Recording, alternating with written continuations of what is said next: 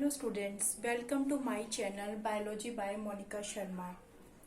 In our last class, we have discussed the topic Mendel's laws of inheritance, and today we are going to discuss incomplete dominance. So what is the meaning of incomplete dominance? Incomplete dominance means the dominant character that is not totally expressed. We have taken the example of the tall plant in case of pea plant and also the dwarf plant. So the genotype for the tall plant, there are the two possible genotype for the tall plant. First is the capital T, and second is the capital T and the small t. Next, the small t, that is for the dwarf plant. So in case of the capital T and the capital T, both the alleles are same. But in case of capital T and small t, the alleles are different. And here what happened? This capital T is masking the expression of this small t. Because this small t, that is the recessive gene, and this capital T is the dominant gene, because it is expressing itself and the height is tall. And in the first case also the height is tall. So what happened in incomplete dominance? That this allele is not totally dominant here, and the dominance is shown not totally, it is not complete, it is incomplete. And the example of the incomplete dominance is the snapdragon flower, or you can say the antirrhinum flower. It is also known as the dog flower. So when the Mendel experiments have done on pea plant and also on the other plant by taking the other characters and the other trait, so what was the conclusion? In the laws of, you can say, the segregation, it was shown that there was the no blending, but here in incomplete dominance the blending is shown. So we can take the example of the snapdragon flower. So the snapdragon flower, there are the two color flower. The first is the red flower and second is the white flower. And red flower character or the trait, that trait is dominant over the white flower. So first the red flower cross the white flower. So that is the trait of the snapdragon flower. Now the genotype for the red flower, capital R, for white flower, small r, small r. It is the genotype. What is genotype? The genetic makeup of an organism, and it is the phenotype. Now what will be the gametes? The gametes are, both the gametes are same, so there is the no need to write the two. We can write the single also here. And in case of also this small r, so we can write only one. So what will be there in the F1 generation, the first filial generation, capital R, the small r. So here the red color, that is not dominant over the white color, but here the phenotype is shown. That phenotype does not resemble even both of the parent, because the father have the red flower and the mother have the white flower. But in the F1 generation, what we get here, the pink flower is shown in the F1 generation. This phenotype is not resemble either both of the parent, but it is different from their parent, and show, you can say, the dominance is not totally shown, it is not complete, it is incomplete, so it is known as incomplete dominance. Now let us discuss what happened in the F2 generation. So for the F2 generation, we have to do the selfing of these F1 progeny. So this pink flower, we can take the other also. Now the gametes, Now gametes are different. One capital R, small r, cross capital R, small r. And in the F2 generation, there are the different combinations are there. The capital R, then capital R, small r, capital R, small r, and the, you can say the small r, small r. This combination is also there, small r, small r. Now the genotypic ratio of F2 generation in case of incomplete dominance, that is same as that of the Mendelian monohybrid cross ratio. So what was the monohybrid cross ratio of the genotypic ratio? That is 1:2:1. So that is same, the genotypic ratio 1:2:1. But here what happened? The phenotypic ratio is changed from 3:1 to 1:2:1.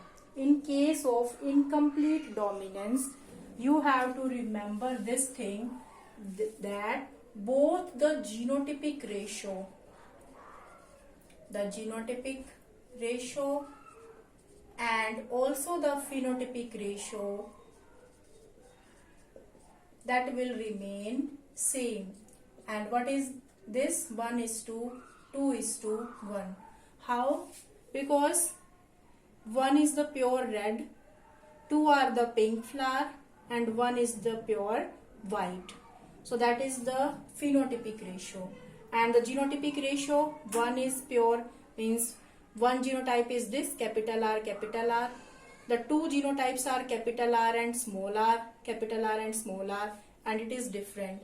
So the genotypic ratio is 1:2:1, and it is known as law of incomplete dominance. Not the law, it is known as the incomplete dominance, and it was shown in the snapdragon flower, or you can say the antirrhinum flower. It is also known as the dog flower. In your school or in many places you can see this flower. So there are the red color also there, or the white color, and in between color is there, and that is the pink color. So this is very good example of incomplete dominance. And the genotypic ratio in the F2 generation, that is 1:2:1. That is same as that of monohybrid cross, Mendelian monohybrid cross. That is same, but the phenotypic ratio, that is change from 3:1 to 1:2:1, because in the Mendelian monohybrid cross in F2 generation, the phenotypic ratio was 3:1, and now it is changed from 3:1 to 1:2:1. So that is the incomplete dominance.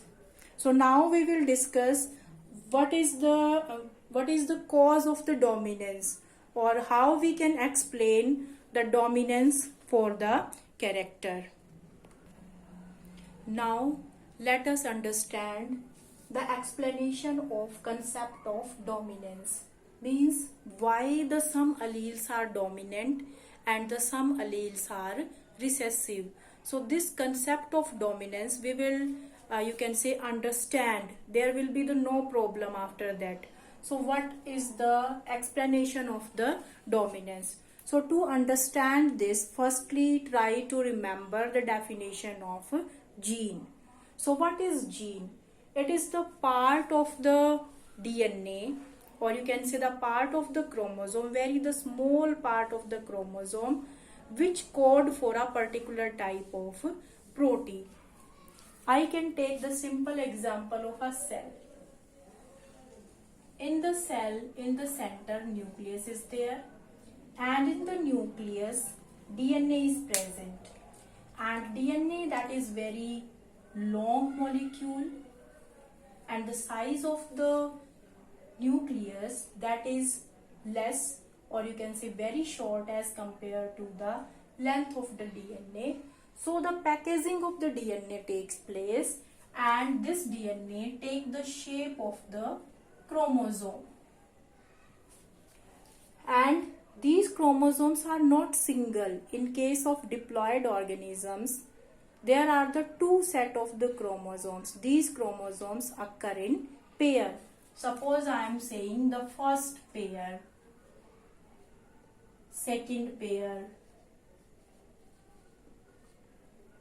So that is the first pair, and you have to remember this thing, the shape of both the chromosome, that should be the same. Then the second pair, and in case of human being, how many pair of the chromosomes are present? 23 pair, or we can say 46 chromosomes.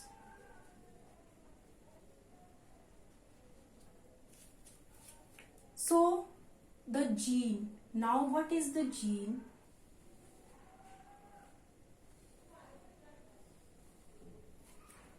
The gene that is present in the chromosome, or you can say that is the part of that chromosome that code for a particular type of protein, and that protein then give rise to a particular trait, or we can say a particular character. So these genes, you can say the alleles, these genes, one gene represent the two alleles. So these two alleles are not same for the every character. Suppose the plant height tall is there, so I am writing here capital T, capital T. So these are the two alleles but representing the one gene. It is the one gene, but there are the two alternative forms and both are the same. So it is known as the homozygous condition. So there are the two alleles. And the location of these two alleles, that is the same. Means if they are present in the homologous chromosome, they are present at the same place. Suppose I am telling that the gene for the height, so that should be present here, and the first allele that is present here, that should be at the same position on the second chromosome, like this capital T and this capital T. Now I am taking the other example. Suppose the hair color, black color and the brown color. So in this chromosome, the allele is present here and means at the same position. So you have to remember this thing. The gene is present at the same position on the homologous chromosome, but the alleles, they are different. They may be the same, they may be the different, like the capital T, that is homozygous, capital T, small t, that is heterozygous. So I think you understood what is the gene and what is the position in the chromosome, and what is the homozygous condition and what is the heterozygous condition. Now just come to the point, the explanation of the concept of dominance. So here we have to take the two gene. First is the normal gene and second is the mutant gene. Normal gene means the gene which produce the normal function. And how a gene can do the function? What is the function of the gene? They are the unit of inheritance and they code for a particular type of trait, because these genes have some sequence known as the coding sequence, and these coding sequence code for a particular type of protein and then the character is expressed. So that is the normal gene. If the gene is doing the normal function, then we can say it is known as the normal gene. And what happen in case of mutant gene? There are the, you can say, the three possibility. In the first case, if mutation occur, mutation means if there is the change in the sequence of the DNA, then the gene also change, and if the gene change, then it code for a different type of protein. So first case is, if we can say the mutation takes place, but that mutation is not so more, you can say, so the less efficient. First case is mutation, very small mutation takes place and it becomes the less efficient gene. Second is, if the mutation become large, so then it become the, you can say, the non-efficient gene.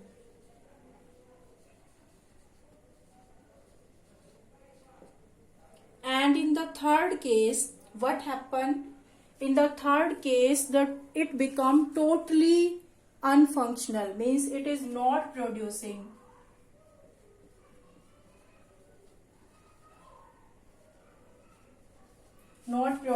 the enzyme.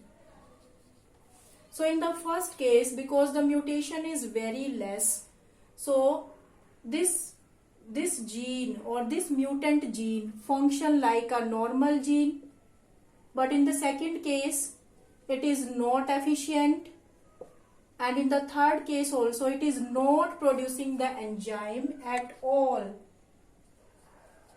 So in both the cases the gene is not normal, and if this gene is not normal, then it is not expressed. But if the gene is normal, then it is expressed. So now we can take the example. Suppose the capital T and the small t is here.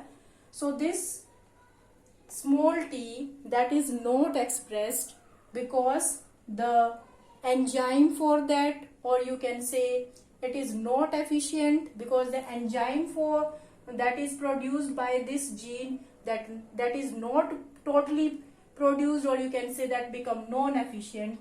Then it is the recessive, and then it become the dominant. So that is the explanation of the concept of dominance. In your NCERT, it is given like that, the modified gene and the unmodified gene. So by taking the example of modified and unmodified, you can understand the explanation of concept of dominance. I think there is no confusion. So that is the explanation of concept of dominance also and incomplete dominance. So after understanding both these concepts, now there will be no problem that how the one gene is dominant over the other, because it is not expressed. And why it is not expressed? Because mutation takes place in it, or you can say the enzyme is not produced. And you have to remember the definition of gene also. Gene code for a particular type of protein, and that protein design our body, or those protein do the different function in our body. So that is about the explanation of concept of dominance and the incomplete dominance. Thank you. If you like my video, please like, share and subscribe my channel. Thank you.